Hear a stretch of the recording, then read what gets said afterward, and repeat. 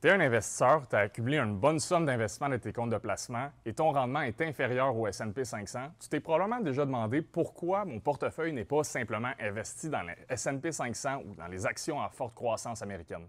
Eh bien, dans cette capsule, je t'explique pourquoi la diversification régionale et sectorielle dans ton portefeuille est très importante. En effet, le S&P 500 depuis plus de 10 ans a rapporté un rendement annualisé de plus de 10 %.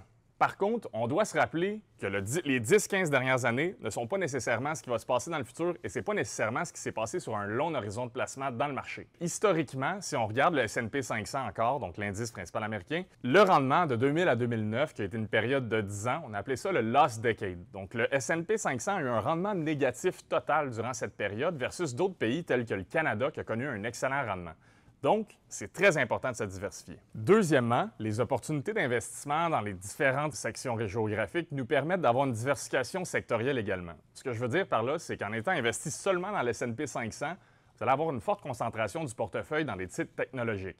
Si on prend par exemple le Canada, qui est un peu décorrélé avec les actions américaines, eh bien, ça va vous permettre d'avoir une exposition un peu différente. L'indice est principalement concentré du secteur financier et également du secteur de l'énergie, où est-ce qu'il est un peu moins concentré au niveau des actions US. Et finalement, c'est très difficile de prédire ce qui va se passer éventuellement dans le marché. Donc, en étant diversifié de façon régionale et aussi sectorielle, ça vous permet d'éviter d'être piégé dans un investissement qui va vous rapporter pratiquement rien durant les prochaines années, tel que le S&P 500 l'a fait pendant le Last Decade, et c'est tout par rapport à votre horizon de temps également. Si vous avez 40 ans devant vous, c'est une autre histoire.